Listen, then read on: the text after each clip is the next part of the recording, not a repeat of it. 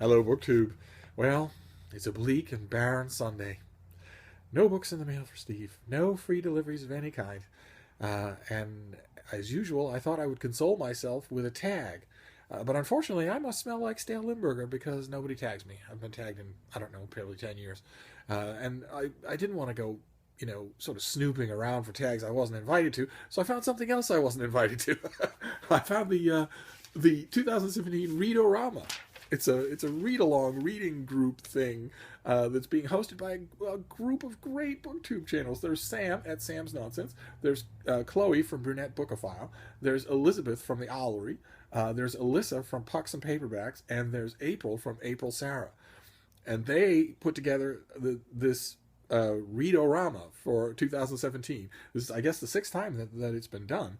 And they're doing the whole 9 yards. They're doing the active presence on Twitter. They're doing scheduled reading sprints. They're doing giveaways. It seems like a ton of fun. And I want to join in. I'm not sure if I was supposed to be invited, but I don't think so. I don't think they're personally inviting every single person they want to join. So I'm joining, and I wanted to give you my TBR based on the challenges that they gave. Challenge number one is read 7 books in 7 days. And I think I have that covered. Challenge number 2 is read a book with Rama in the title. And oh crap! Oh, I thought I had everything prepared. Okay, well I don't have it here, but it is in this apartment somewhere. It is Bret Easton Ellis's insufferable novel Glamorama, which I remember being the exact moment at which Bret Easton Ellis jumped the shark for me, where it's just idiotic, coke-fueled fan fiction about every D-list Hollywood star who's ever slummed with him, and I got it and I read it and I thought there are chunks of energetic writing here, but I don't even know what this is. And I remember thinking, in less than 20 years, almost every single person in this book is going to need footnotes. This book is going to need footnotes to be even remotely comprehensible to, for instance, a 21st century reader. And I was premature and underestimating. The whole thing is virtually incomprehensible, and it's a love letter written on a napkin at a nightclub to an exact nano moment in 20th century pop culture history. So, but I haven't read it since then, and it's here somewhere. So that is my Orama pick. Then challenge number 3 is a book with an animal on the cover, and for me, that's going to be this. That's going to be let's see if we can photo. There we go. Personalities on the plate. And there's a pig on the cover, Piglet. This is by Barbara King, and it is the subtitle is "The Lives and Minds of the Animals We Eat," and it's going to be, I imagine, largely about pigs, but also about chickens and cows. It's about the stuff that casual meat eaters, people who go to McDonald's and just order a Whopper, a hamburger at some cheap place for $2. It's the kind of thing they don't want to be reminded of. It's the kind of thing they don't want to know. And I'm ashamed to say that I knew it all ahead of time when I ate meat and did it anyway because meat is so delicious. I knew perfectly well that chickens play practical jokes on each other. I knew perfectly well that cows have a very lumbering but very real capacity for affection.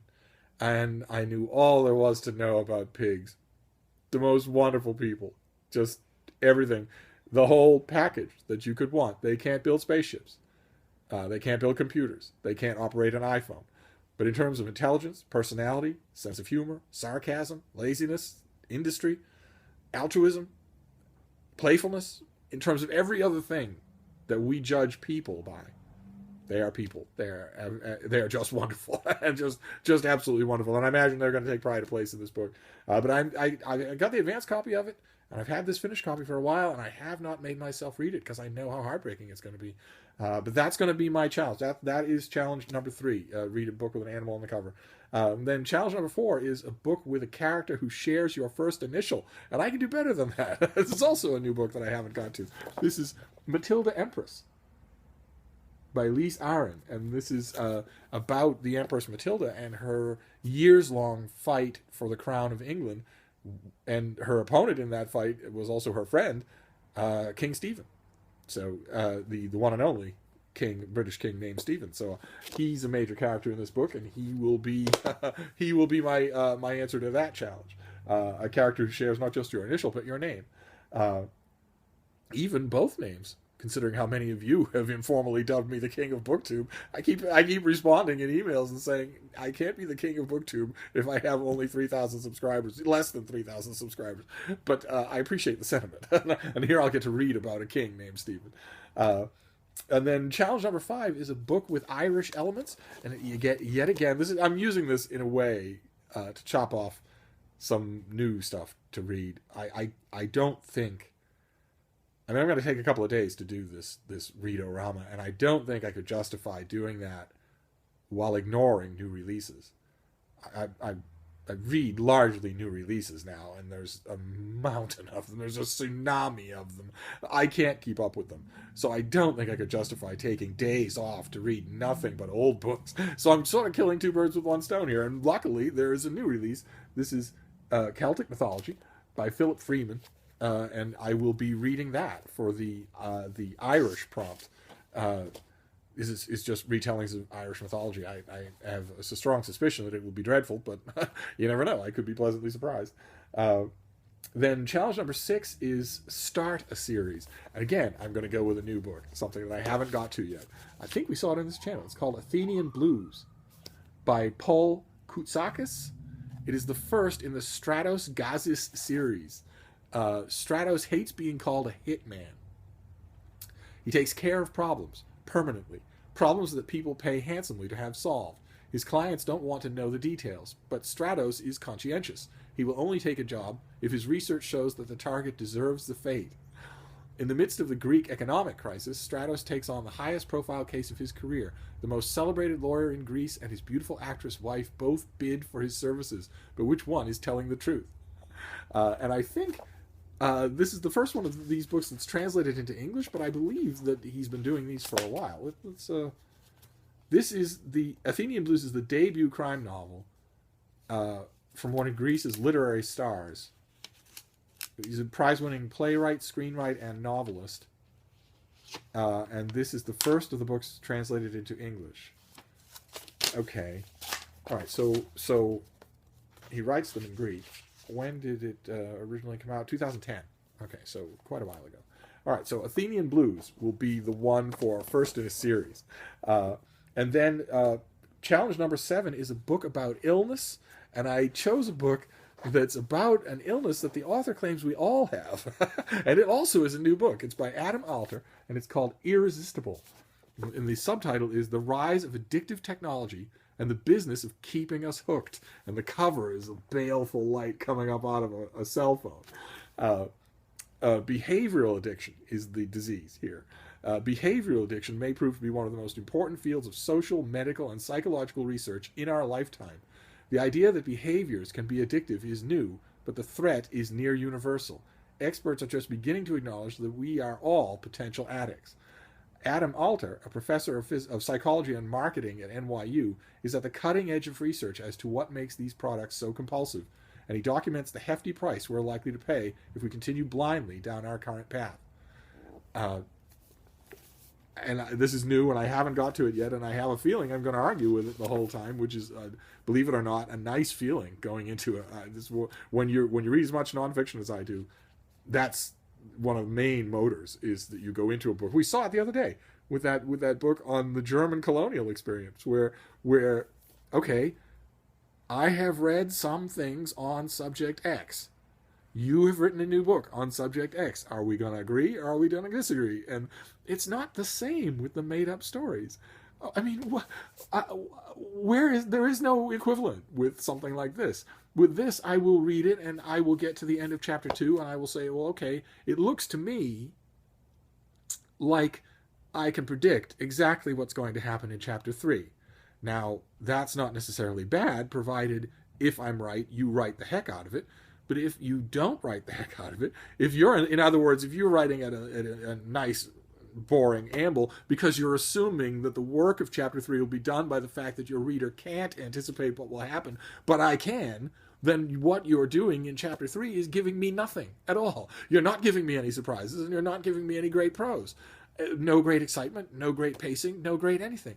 If I know that at the end of chapter 2, and if I sense that the reason why I know that is because of the most depressing possible reason, because I've read more than the author, because, in other words, I could write the book better, well, okay, I have lost count of how many times the made-up stories have disappointed me in exactly that way. And not just, a Greek potboiler, but also everything all the way up the line to the most honored names in literature. I've lost count of how many times that has happened, where I get to chapter 20 of somebody's stodgy new book and think, well, what's the latest example? What's the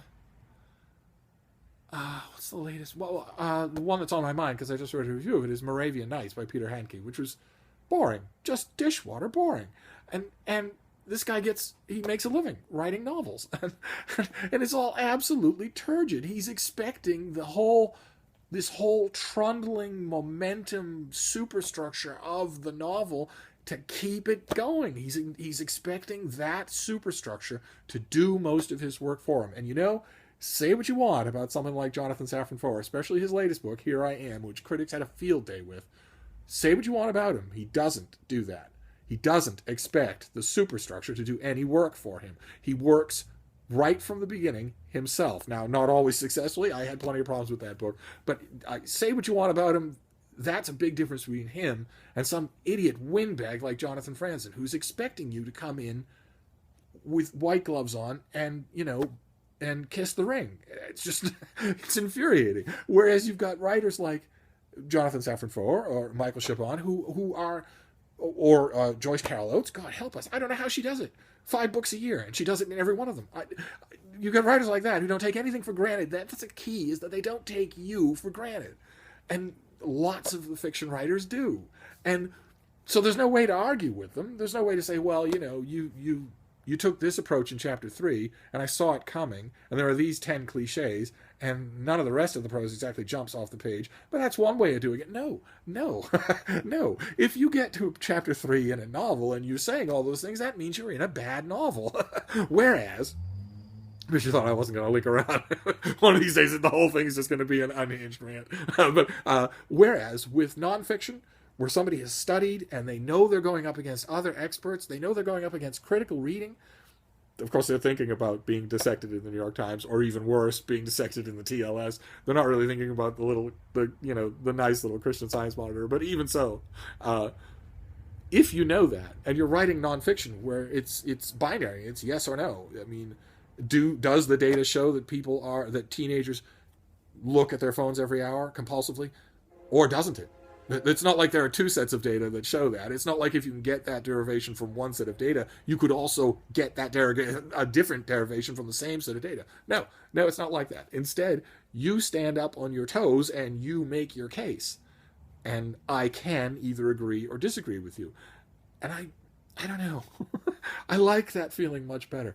I have a feeling I'm going to disagree with this book almost from the beginning. And one of the ways I think I'm going to disagree with it harks back to the most unlikely place. Peter Hitchens, the brother of Christopher Hitchens, who's not cool. He's not cool like Christopher Hitchens. He's not a rebel. He's not whiskey for breakfast. None of that stuff. He's not any of those cool things that all of you love Christopher Hitchens for. And as a direct result of that, he's still here. He's still alive, and he's still writing fantastic prose. His columns aren't to be missed, no matter where you stand on the political spectrum.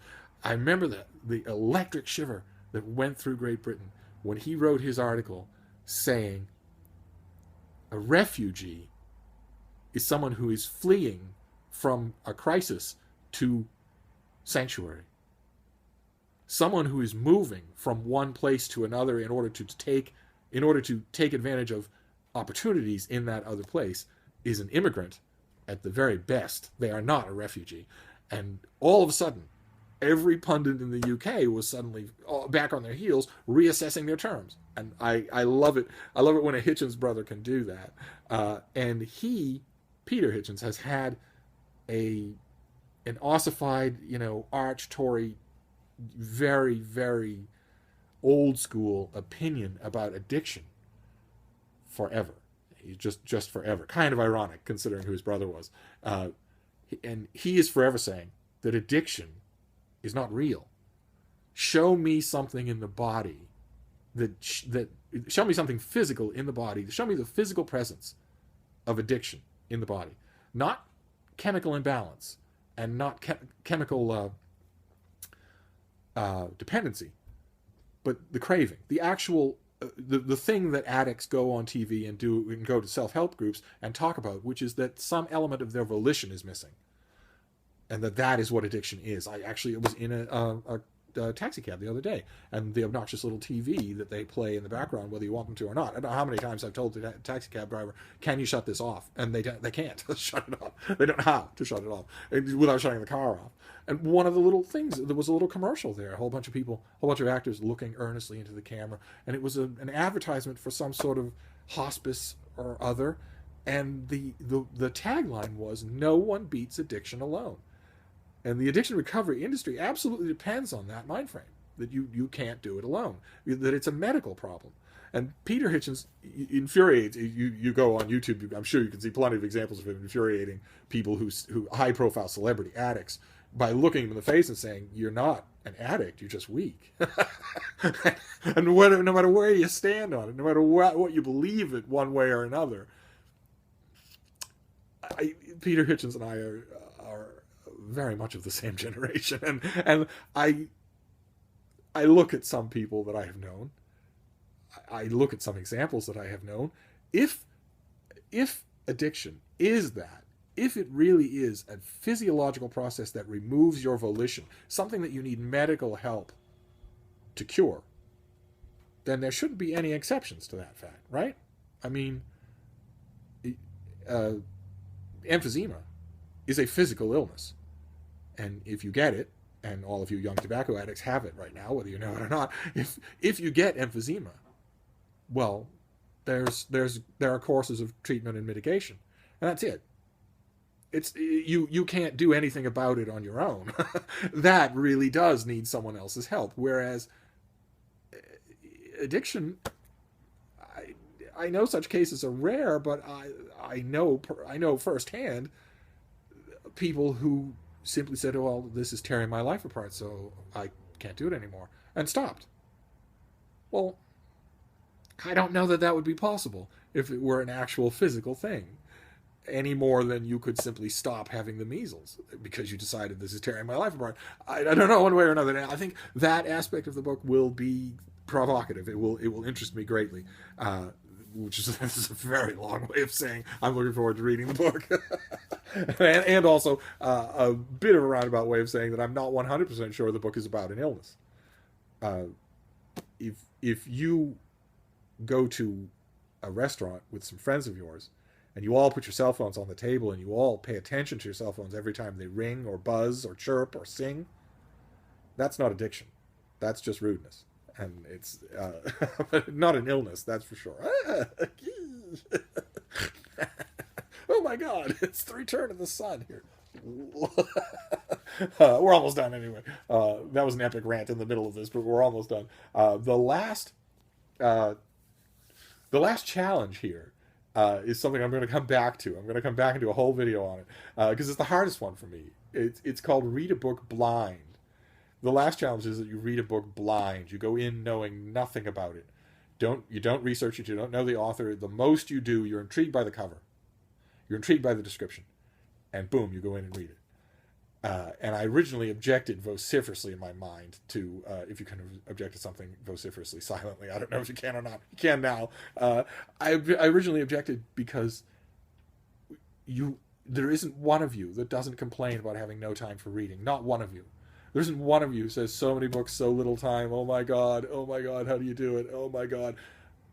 And yet you're willing to sacrifice a chunk of that allegedly precious reading time on a total lark, something about which you know nothing. I originally objected to it for that, and then I calmed down. And I got in the spirit of the thing. I got in the spirit of the Read-o-Rama and all these wonderful young ladies who are doing it. It is supposed to be fun. Aren't you proud of me? So I'm going to do that last.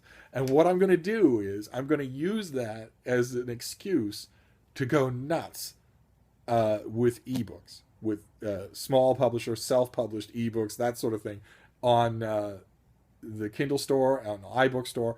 And then since I'm going to have a lot of time, I'm supposed to do this in a whole week, and it's not going to take me a whole week. I am going to devote a whole afternoon, maybe even longer than that, to just exploring the hell out of those kinds of things. I haven't done it in a while, and I'm going to report back on what I find, because one book is really not enough of a challenge. So I'm gonna save that one for last, and then report back. Actually, I'll report back on how all of this goes. But that's going to be my 2017 Read-o-Rama. And if this is the time when it's usually done, that means I missed the Read-o-Rama last year, even though I was on BookTube. But I'll never miss one again. This is too much fun. So I'm gonna, if I remember, I'm gonna put this video, the link to this video, in the comments of all of their Read-o-Rama videos, so that they know that I'm out here, and so they know what I'm doing. And I also encourage the rest of you to give it a try. It's a lot of fun. And if you do, make sure to tell me what your own TBR is. But other than that, I'm gonna go. I'm gonna go back to my bleak and barren Sunday. But since Read-o-Rama is kind of starting, I will get to work on some of these books. I can't think of a better. I mean, most of the stuff I want to do anyway. Glamorama is a reread, and I'm going to see what I think. I have a feeling I'm going to hate it, if not as much, then more than I did originally. But in the meantime, some of my critical appraisals of the author have increased.